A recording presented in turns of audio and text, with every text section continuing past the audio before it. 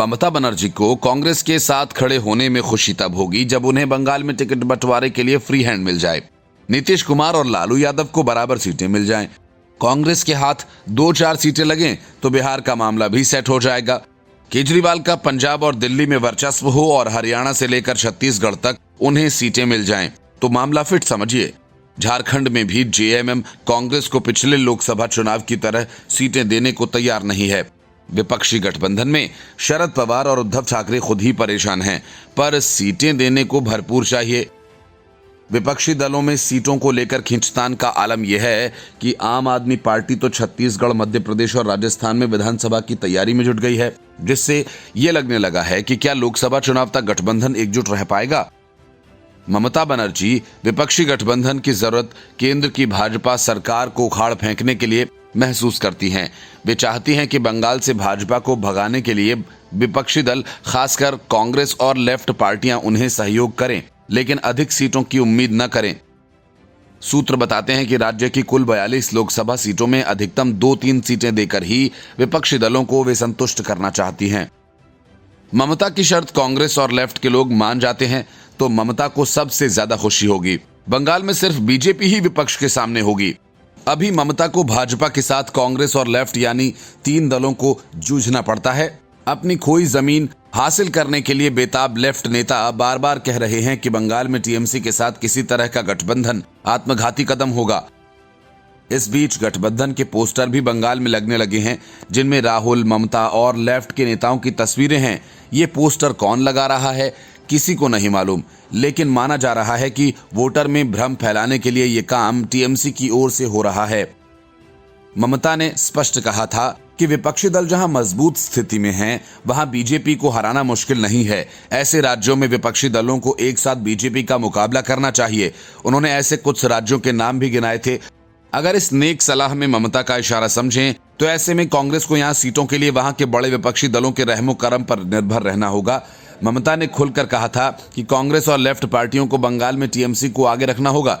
दिल्ली, बिहार, तमिलनाडु, झारखंड और पंजाब जैसे राज्यों में लीड रोल में वहां के प्रमुख विपक्षी दलों को रखना होगा। जो सरकार चला रहे हैं, इन राज्यों के क्षेत्रीय दलों को ही प्राथमिकता देनी होगी। कर्नाटक के अलावा हिमाचल प्रदेश, छत्तीसगढ़ और राजस्थान में कांग्रेस की सरकारें हैं। बिहार, झारखंड और तमिलनाडु में गठबंधन की सरकारों में कांग्रेस की भागीदारी है, यानी कुल 7 राज्यों में विपक्षी गठबंधन के घटक दलों की सरकारें हैं। साल 2019 के लोकसभा चुनाव के बाद कांग्रेस ने हिमाचल प्रदेश और कर्नाटक विधानसभा के चुनावों में जीत हासिल की थी। ममता बनर्जी की शर्त अगर कांग्रेस मानती है तो उसे गठबंधन बनाकर चुनाव लड़ने में परेशानी के सिवा कुछ हासिल नहीं होगा। ममता की शर्तों के मुताबिक कांग्रेस को उतनी ही सीटें मिल पाएंगी जितनी सीटों पर वो चुनाव लड़ना चाहती है। जिन राज्यों में कांग्रेस की सरकारें हैं, वहां लोकसभा की कुल सीटों की संख्या 68 है। कांग्रेस ने 350 सीटों पर चुनाव लड़ने का मन बनाया है। गठबंधन वाले 3 राज्यों में कांग्रेस को 25 से 50 सीटें दी जा सकती हैं। अगर इन्हें जोड़ लें तो कांग्रेस के हिस्से में लोकसभा चुनाव लड़ने के लिए 150-200 सीटें ही मिलने की उम्मीद है। Bureau report, news of India. चुनाव के ठीक पहले अशोक गहलोत बड़ी मुश्किल में फंस गए। ईडी ने राजस्थान की तपती सियासी जमीन पर सुबह सवेरे ऐसा हड़कंप मचाया, जयपुर से लेकर दिल्ली तक खलबली मच गई। बच्चों के निवाले के सौदागरों के ठिकानों पर ईडी ने जोरदार छापेमारी की। इसमें राजस्थान सरकार के गृह मंत्री राजेंद्र यादव लपेटे में आ गए।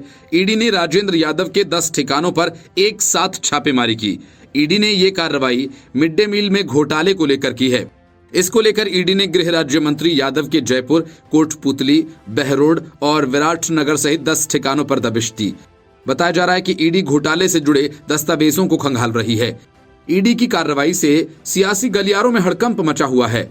सूत्रों का कहना है कि छापेमारी के लिए प्रवर्तन निदेशालय की टीम सुबह ही राजस्थान पहुंची थी। उसके बाद गृह राज्य मंत्री यादव के कोटपुतली समेत अन्य ठिकानों पर एक साथ छापेमार कार्रवाई शुरू की गई। इस मामले में साल भर पहले आयकर विभाग की टीम ने राजस्थान में कई जगह छापेमारी की थी। उस समय गृह राज्य मंत्री के ठिकानों पर भी छापे मारे गए थे।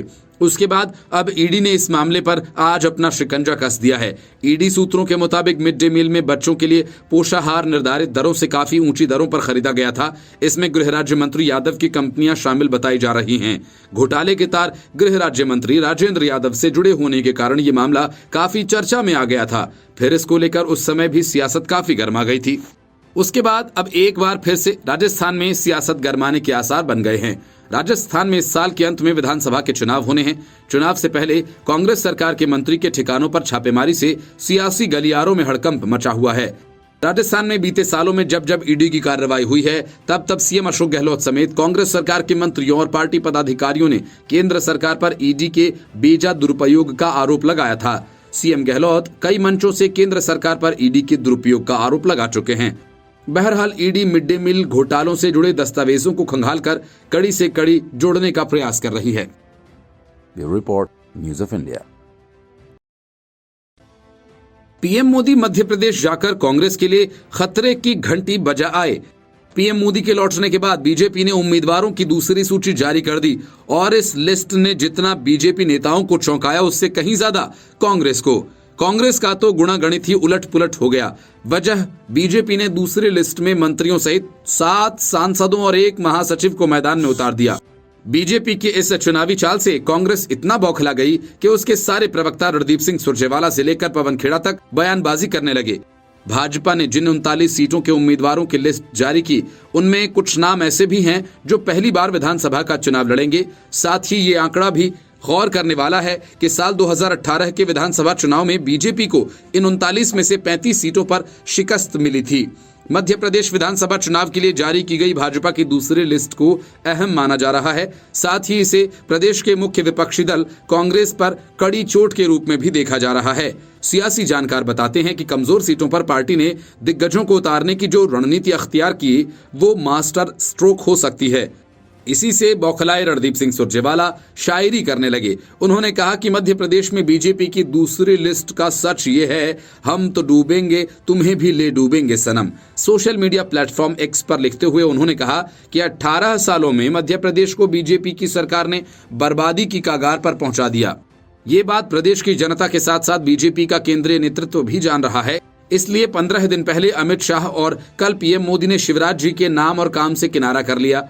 उन्होंने आगे कहा कि ये बात शिवराज सिंह चौहान को मन ही मन बहुत सताती थी। दूसरी ओर ज्योतिरादित्य सिंधिया भी अपनी लोकसभा की हार और अपने क्षेत्र में लगातार स्थानीय निकायों की हार से हताश थे। बस दोनों नेताओं ने सोचा और अपने सभी प्रतिद्वंदियों को ठिकाने लगाने का मन बनाया। केंद्रीय नेतृत्व को शिवराज और महाराज ने बताया कि मध्य प्रदेश में जीर्ण शीर्ण हो चुकी सत्ता की डूबती नाव की पतवार को अब नरेंद्र तोमर, प्रहलाद पटेल, फग्गन सिंह कुलस्ते, कैलाश विजयवर्गीय, राकेश सिंह की जरूरत है। कांग्रेस नेता ने कहा, मगर असल में शिवराज और महाराज की मंशा कि हम तो डूबेंगे सनम, तुम्हें भी ले डूबेंगे की है। ये साफ है। कांग्रेस नेता पवन खेड़ा ने यह कहा कि पीएम मोदी ने मध्य प्रदेश में 51 मिनट के भाषण में 44 बार कांग्रेस का नाम लिया, यानी उनके पास अपनी सरकार की उपलब्धियों के बारे में बताने के लिए कुछ नहीं है। इतना ही नहीं, पवन खेड़ा ने नोटबंदी जैसे फैसलों की आलोचना करते हुए आगे कहा कि डिजिटल पेमेंट बढ़ाने के लिए नोटबंदी करने की क्या जरूरत थी।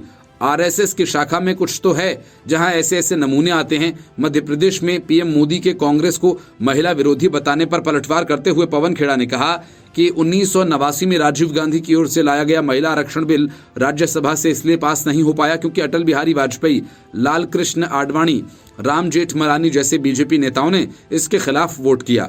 पीएम मोदी की छवि ऐसी हो गई कि अगर उन्होंने कुछ बोला तो झूठ ही होगा। जब पीएम बचपन में शाखा जाते थे, तब इंदिरा गांधी ने देश की महिला पीएम के रूप में पाकिस्तान के 2 टुकड़े कर दिए थे। Bureau report, news of India. Arvind Kejriwal की पार्टी से कांग्रेस की नहीं बन पा रही। अब हालात ये हैं कि भगवंत मान कांग्रेस पर इतने भड़क गए कि उन्होंने सीधा चुनौती ही दे डाली। असल में मध्य प्रदेश में आम आदमी पार्टी के 10 नेताओं के बीजेपी में शामिल होने के बाद पंजाब कांग्रेस के बड़े नेता प्रताप सिंह बाजवा ने कह डाला कि आम आदमी पार्टी के 32 विधायक हमारे संपर्क में हैं, हम सरकार बनाने की स्थिति में हैं और लोकसभा चुनावों के बाद भगवंत मान की सरकार गिरने जा रही है। प्रताप सिंह बाजवा के सनसनीखेज बयान के बाद भगवंत मान उन पर भड़क गए। भगवंत मान ने बाजवा को चेतावनी दे दी कि वे लोगों की चुनी हुई सरकार को तोड़ने का प्रयास कर रहे हैं। मान ने बाजवा को तिकड़मबाज भी कहा। वरिष्ठ कांग्रेस नेता प्रताप सिंह बाजवा ने, जो कि पंजाब विधानसभा में विपक्ष के नेता भी हैं, की टिप्पणी ने मुख्यमंत्री भगवंत मान का पारा बढ़ा दिया। तीखी प्रतिक्रिया व्यक्त करते हुए सीएम मान ने उन्हें चेतावनी दी कि प्रताप बाजवा, आप पंजाब के लोगों की चुनी हुई सरकार को तोड़ने की बात कर रहे हैं। मैं जानता हूं कि कांग्रेस ने मुख्यमंत्री बनने की अपनी इच्छा को मार डाला। मैं पंजाब के 3 करोड़ लोगों का प्रतिनिधि हूं। अगर आप में हिम्मत है तो आला कमान से बात करें। बाजवा ने कथित तौर पर कहा कि आम आदमी पार्टी के 32 विधायक हमारे संपर्क में हैं। उन्होंने कहा कि हमारे पास 18 कांग्रेस विधायक पहले से हैं। हमें चीजों को थोड़ा आगे बढ़ाने की जरूरत है और हम सरकार बनाने की स्थिति में हैं। आम चुनाव के 2 महीने के भीतर पंजाब सरकार गिर जाएगी। दोनों नेताओं के बयान ऐसे समय में आए हैं जब विपक्षी गठबंधन राष्ट्रीय स्तर पर सत्तारूढ़ एनडीए के खिलाफ एक मजबूत ताकत बनाने के लिए एकजुट होने की कोशिश कर रहा है। पंजाब में कांग्रेस नेता आम आदमी पार्टी के साथ गठबंधन का पुरजोर विरोध कर रहे हैं। आम आदमी पार्टी के नेता हालांकि शुरू में दावा कर रहे थे कि गठबंधन पंजाब में काम करेगा, लेकिन अब इस कदम का विरोध कर रहे हैं। राज्य में आम आदमी पार्टी के शीर्ष नेताओं को लगता है कि पिछले साल सत्ता में आने के बाद से कांग्रेस अपने पूर्ववर्तियों के खिलाफ भ्रष्ट सरकार की बयानबाजी कर रही है और अब कांग्रेस के साथ गठबंधन में मतदाताओं के संपर्क करना मुश्किल होगा। इसके पहले नवजोत सिंह सिद्धू ने भी पलटी मारते हुए भगवंत मान के खिलाफ मोर्चा खोल दिया। पहले सिद्धू आम आदमी पार्टी के साथ गठबंधन का समर्थन कर चुके हैं, लेकिन अचानक ही उन्होंने भगवंत मान पर आरोपों की झड़ी लगा दी। नवजोत सिंह सिद्धू ने महज 1.5 साल में 50,000 करोड़ का कर्ज लिए जाने और राज्यपाल को उस कर्ज का हिसाब नहीं देने के मामले में घिरा और पूछा कि क्या ये कर्ज अरविंद केजरीवाल के चुनावी कैंपेन पर फूंकने के लिए लिया गया, जबकि कई ऐसे वादे अब तक बाकी हैं जिनको सरकार ने पूरा नहीं किया। पंजाब में विकास कार्य ठप पड़ा है, सिर्फ विज्ञापनबाजी और देश भर में चुनाव प्रचार हो रहा है। पंजाब कांग्रेस के ताजा हमलों के बाद माना जा रहा है कि पंजाब में कांग्रेस और केजरीवाल के बीच गठबंधन मुश्किल होगा और आने वाले वक्त में केजरीवाल सबसे पहले विपक्षी गठबंधन से किनारा कर लेंगे। Bureau report, news of India. Congress ने गठबंधन क्या बनाई, बैठे बिठाए मुसीबत ही मोल ले ली। हर दिन कोई ना कोई सहयोगी कांग्रेस को आंख ही तरेरता है तो कोई उसकी लानत मलामत करता है। पहले भगवंत मान ने कांग्रेस को खरी खोटी सुना दी, उसके बाद ममता बनर्जी ने मोर्चा खोल दिया। वजह यह कि अधीर रंजन चौधरी ने बंगाल में बढ़ते डेंगू के मरीजों को लेकर बंगाल सरकार की आलोचना की थी। अधीर रंजन चौधरी ने सीधे सीधे ममता बनर्जी पर निशाना साधा तो टीएमसी गुस्से से लाल हो गई और कांग्रेस को चेतावनी दे डाली। टीएमसी नेता कुणाल घोष ने अधीर रंजन चौधरी और बंगाल कांग्रेस को विपक्षी दलों के गठबंधन की सीमा में रहने की हिदायत दी। इसके साथ ही टीएमसी नेता ने कांग्रेस पर दोहरे मापदंड अपनाने का आरोप लगाया। टीएमसी के कहने का कुल मतलब ये कि गठबंधन में शामिल कोई दल किसी दूसरे की आलोचना न करे, काम कितना भी खराब हो, कितना भी घोटाला हो, लेकिन किसी के खिलाफ जुबान नहीं खोलनी चाहिए। असल में यही वो सीमेंट है जिसके सहारे सारे विपक्षी दल गठबंधन की छतरी के नीचे एकजुट हैं। अब इसमें कोई छेद करेगा तो गठबंधन पर भारी पड़ेगा। कुणाल घोष ने कहा कि अधीर रंजन चौधरी और राज्य कांग्रेस को विपक्षी गठबंधन की सीमा में रहना चाहिए। वो दोहरे मापदंड वाली नीति अपना रहे हैं। विपक्षी गठबंधन के मुख्य नेताओं को इस समस्या के बारे में सोचना चाहिए। उन्होंने कहा कि ममता बनर्जी और अभिषेक बनर्जी विपक्षी गठबंधन और कांग्रेस के मुख्य नेताओं का सहयोग कर रहे हैं। घोष ने आगे कहा कि पश्चिम बंगाल में कांग्रेस नेतृत्व सीपीआईएम के साथ गठबंधन कर बीजेपी की मदद कर रही है, जो टीएमसी को परेशान करने का काम कर रही हैं। अधीर रंजन चौधरी ने पश्चिम बंगाल में फैले डेंगू को ममता बनर्जी की देन बताया। उन्होंने कहा यह गवर्नमेंट स्पॉन्सर्ड डेंगू है। बंगाल के लोग भगवान भरोसे जी रहे हैं, हम कुछ नहीं कर सकते हैं। बंगाल में डेंगू ने महामारी का रूप ले लिया, इसकी जिम्मेदारी ममता सरकार को लेनी होगी। पश्चिम बंगाल की ममता बनर्जी सरकार ने करीब 1 लाख कर्मचारियों की छुट्टियां अगले आदेश तक के लिए रद्द कर दी हैं। ये सभी कर्मचारी स्वास्थ्य, पीएचई, पीडब्ल्यूडी, अर्बन डेवलपमेंट और पंचायत विभाग से जुड़े हैं। इसके साथ ही डेंगू को लेकर जरूरी प्रोटोकॉल जारी कर दिया है। अधीर रंजन चौधरी पहले से ही ममता बनर्जी के खिलाफ मुखर रहते हैं। बेंगलुरु में हुई बैठक के दौरान ममता बनर्जी ने खुद अधीर रंजन चौधरी की शिकायत राहुल गांधी और सोनिया गांधी से की थी। इसके बाद लालू यादव से भी अधीर रंजन चौधरी पर लगाम लगाने के लिए पैरवी करवाई, लेकिन लगता है कि इन शिकायतों का कोई फायदा ममता बनर्जी को नहीं मिला और अधीर रंजन चौधरी पहले ही की तरह हमले करते रहे।